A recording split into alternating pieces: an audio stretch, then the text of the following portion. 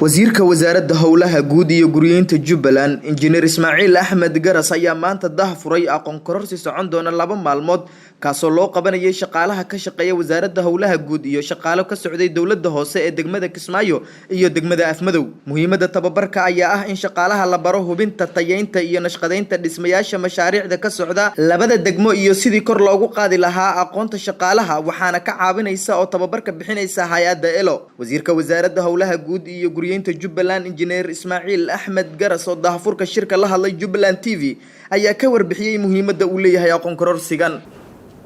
waa farxad really idinkana farxad bay idin tahay qof kasta one sentence one formula anything aad ka faa'iido mashruucan socda insha Allah wuxuu anfici doonaa in projectiska ka socda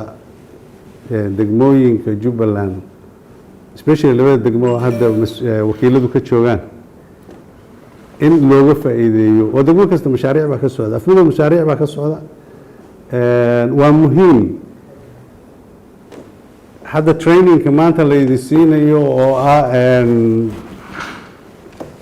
habsami u socodka inaad la socotaan habsami u socodka mashruuca iyo intaan mashruuca la soo propose gareyn feasibility study-ga la sameynayo oo fiiri waxaad u baahan tihiin soil analysis in la sameeyo site-ku muxuu ku habboon yahay dhismo noocee ah laga sameyn karaa waxaasoo dhan oo aad barataa iyo intuu mashruucu socdo ood la socon karto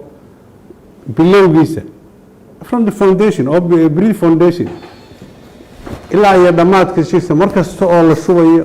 bir kasta oo lagu shubayo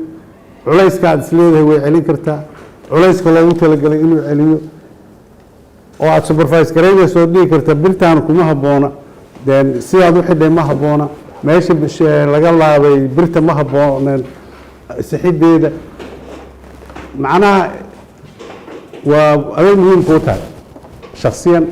annagana muhiim jiddan bay noo tahay aada u muhiima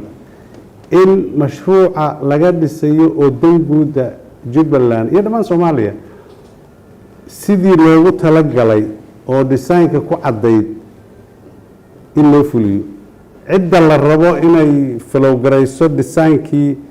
oo design specifications-kii loogu talagalay oo meesha ku yaallay ay fulisana waa idinka training-ka aad maanta qaadanaysaan iyo kuwii aqoontiinii hore iyo wax kastoo iyo waayaaraynimo kastoo la kaashataan ciddaan annagu isku halaynayno oo aan leenahay dhismaha ka socda degmada Kismaayo la weydiinayo oo la wareysanayo oo la rabo markay wax khalad arkaan inay joojiyaan from the foundation to the maxaa la dhahaa plastering marka la sameynayo ilaa finishing adaa lagaa rabaa inaad supervise garayso nood shaqada inaad faraha kula jirto cid baa dhisaysa contract baa la qaatay contractorka naftiisa iyo soo hawsha u fulinayo cidda aan ka sugayna inay noo controlaan oo naga qabtaan haddii uusan raacaynin sidii shaqada loogu talagalay waa idinka warbixintiina unbaana kula xisaabtami karnaa markuu Engineer Bashiir iyo Maxamed ay site-ka iyagaa jooga arkayaan wax la sameynayo hadda jidkaa la sameynayo haddii ay iyagu aysan dhihin niyahoos sida design-ka ku xusan jidkani waa inuu sidaa ahaadaa inta la qoday depth-iga compactiska waxoo dhan ana iyagu macnaha u jeedinayna ka hadlin oo aysan hawshii fulinin garas oo xafiiska fadhiya waxba kama garan karo iyo Xamar Sultan Cabduqaadir Axmed Cali telefishinka Jubbaland Kismaayo.